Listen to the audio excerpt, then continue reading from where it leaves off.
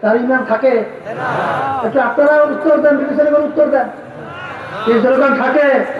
হ্যাঁ, আল্লাহর বান্দারা, এই বিষয়গুলো কিন্তু আমাদের বুঝতে হবে, সূক্ষ্ম বিষয়।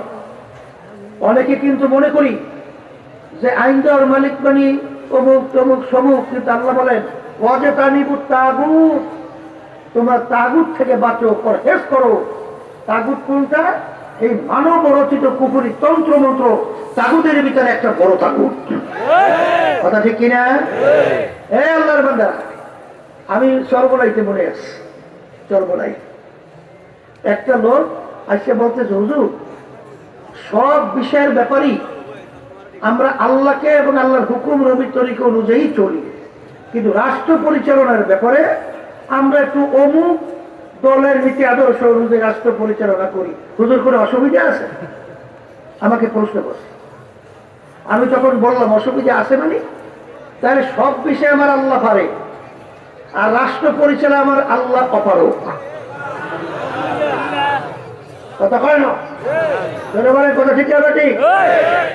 খবরের যাত্রীরা, হাদিসের মধ্যে আসছে অনেক মুসল্লি নামাজ পড়ে ইমান নাই, হাওয়াইলুল লিল মুসাল্লিন, মুসল্লির জন্য জাহান্নাম। ভুরি ভুরি ইবাদত আল্লাহ চায় না। আল্লাহ আমাদেরকে বানাইছেন ওয়া খালাকাতুল জিন্না ওয়াল ইনসা ইল্লা লিয়াবুদুন। মানুষ এবং জিন এই দুই জাতিকে আল্লাহ বানাইছেন তার ইবাদতের জন্য। কিসের জন্য? আবার বলেন। আর ইবাদত শব্দের অর্থ কি?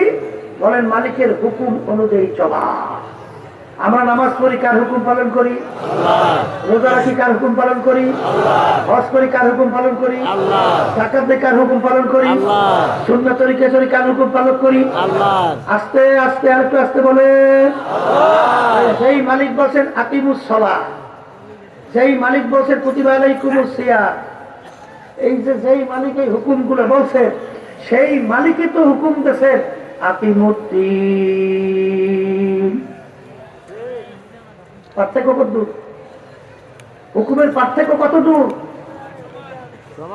একের হুকুম সমান না ব্যতিক্রম? কথা বলে না? আকিমুস সালাহ আমরের শিখা, আকিমুদ্দিন কথা বলে না? এটা কি হুকুম না? এই জন্য আমার বাজানদেরকে বলবো, পর্দারে মা বোনরা যারা শুনতেছেন, ইমানকে নির্ভেজাল করতে হবে। কথা ঠিক না? ইমান যদি আলহামদুলিল্লাহ মজবুত হয়, এখন ইমানদারদেরকে আল্লাহ বলতেছেন আমাকে ভয় করো করার মতো। ভয় করো বলেন নাই, কি মতো করো? করার মতো করো। আর তাকওয়া মেলাকুল হাসানা, সমস্ত নেকির মূলে হলো আল্লাহর ভয় ভিতরে পয়দা হওয়া। কার ভয় ভিতরে পয়দা হওয়া? জোরে বলেন, জোরে বলেন।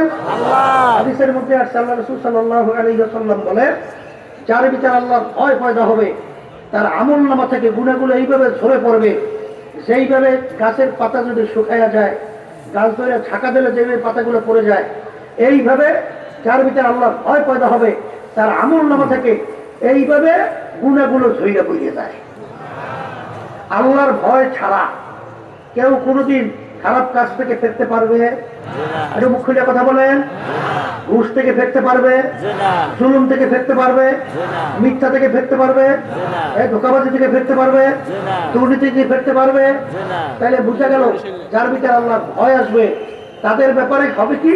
আল্লাহ রাব্বুল আলামিন বলেন ওয়ানাহান নাফসা আনিল হাওয়া ফা ইন্নাল জান্নাতা হিয়াল মাওয়া।